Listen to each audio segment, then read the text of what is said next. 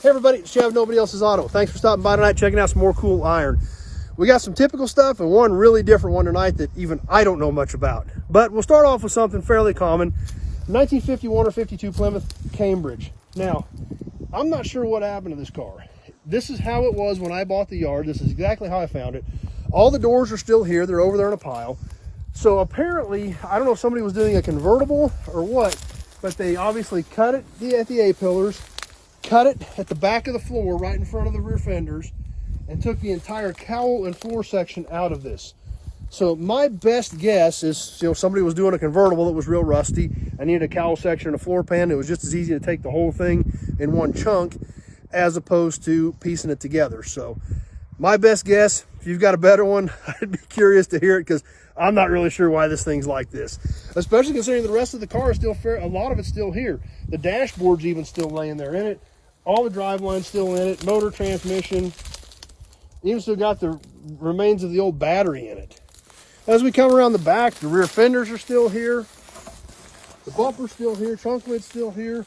I mean, the car's still, a lot of it here, other than the whole middle of it's gone. It's got one of these really cool early 80s Kansas plates with the wheat stalks on it. Come around this side, this rear fender's here. A lot of the trim's still here. This side also has the Cambridge emblem still on it. As we come up to the front of the car, all the nose is still here, the grill, the upper grill bar, the front bumper, the splash panel. The hood in the middle of the whole body is gone, and the rest of it's still pretty much here. Kind of weird, not really sure why, but I guess it makes for an interesting story or an interesting conversation. Next car we've got tonight, something you don't see very often, 1942 Chevrolet Coupe. This is an actual true coupe body. We can see how the roof comes down, ends here, then kicks back out for the trunk. Obviously, 1942, really weird year for production. They started making the cars at the end of 41 and started making them into 42 before they went to the blackout models. The last 60 days or so of production. This car's not a blackout model, so it's a very early 42 Chevy.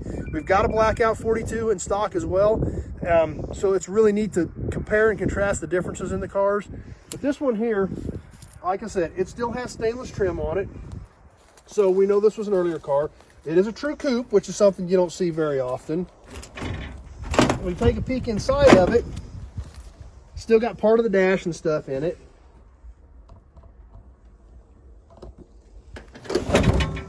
And we come around the front, now one thing about the 42 Chevy, although this body style was used, cut pretty much up to 48, it was all about the same body, but the 42 had a very unique nose.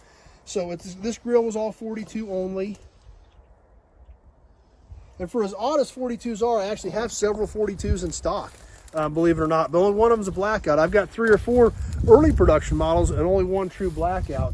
And if we can see, this one has a trim tag on it as well. This one's a little tougher to read because it was metal instead of aluminum like a lot of them are. So I can't even hardly make out the 42 on this trim tag. If you've seen our other videos, you'll know we always look at those trim tags to confirm our year on this era of GM car. And as we come around this side, other than the trunk lid and the hood, this body's still pretty much intact. A lot of this trim on it, these coupe only trim pieces are still here. So definitely some good stuff here. The car's been sitting here for a really long time and definitely rough around the edges, but obviously a 42 coupe is not something you stumble onto every day. So good piece to have here. The next one we've got tonight, I don't even know much about this little thing. Not really sure what it is or anything about it, but it's a Simca. It's a neat little car. In fact, when the Boosted Boys were here for Rocky Mountain Race Week last year, the Boosted Boys even thought this was kind of a neat little car. They had it on one of their videos, so that was kind of cool too. I believe these were imported by Chrysler, if I remember correctly. And this thing is tiny. I mean, you say clown car, it's about what it looks like as a clown car. I mean, I don't know how wide this thing is, but it's not very wide all the way across the entire front of this thing. We can look up here on the front. It's got a Simca badge on the front. And this was apparently a Simca GLS, whatever that stood for. Like I said, I'm not really up on my Simcas, so don't have a lot of details.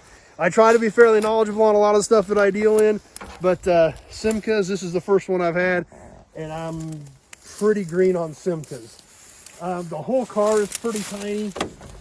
We can take a peek inside of it. We've still got the dash and everything still in this thing.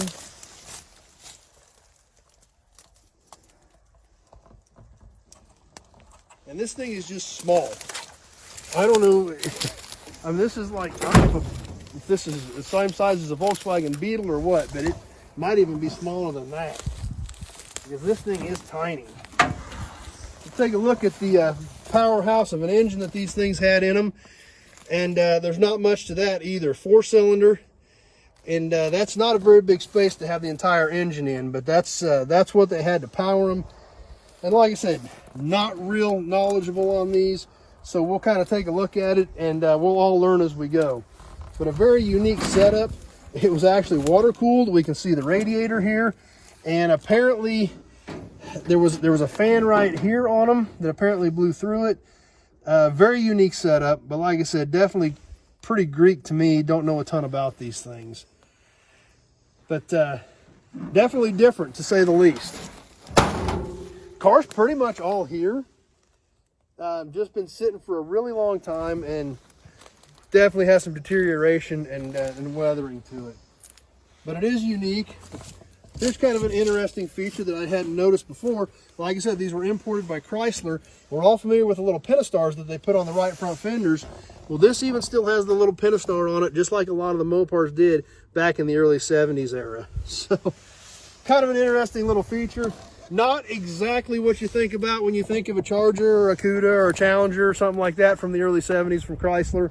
But there again, I think these were just an economy car that they could import and try to stay competitive in that gas-saving market. So, but like I said, that's about my knowledge. The extent of my knowledge on it is it's a Simca, it's a 4-door, and it's blue. Other than that, I'm not real good on them. So anyway, but it was something different. It's there again, something to talk about, good conversation piece, and definitely kind of different. So anyway, that's what we've got for you tonight. I hope you guys enjoyed it. Thanks for stopping by, as always. If you're on Facebook, please share the video with your friends. Invite them to come over, like the page, so they can hang out with us. Stay up to date with all the new videos we put out on all this old iron. If you're on Facebook, or on YouTube, excuse me, please subscribe to my channel. Check out all my other videos. It's all old cars and gearhead stuff. We do have a lot of fun with our cars, and that's what we're here for, and that's why we like to hang out and do car stuff. So that's what I do on my channel. So really appreciate you guys stopping by. If you have questions about specific vehicles or parts, anything you need for your project, looking for a project, the only way to get a hold of me is to call me and have that short conversation. I need to know what you're looking for or what your project is, year, make, model, body style, direction you're going with your build, the parts you need, things like that. Having that short conversation gives me that information to know if I may have something out here that can help you out. So 620-786-4428 is that number. It's on the pages. Just give me a shout. If you don't get a hold of me, leave me a quick message. I'll get back with you and see if I've got anything here that can help you out. So as always, thanks for watching. Really appreciate you guys taking a few minutes out of your evening to hang out with me.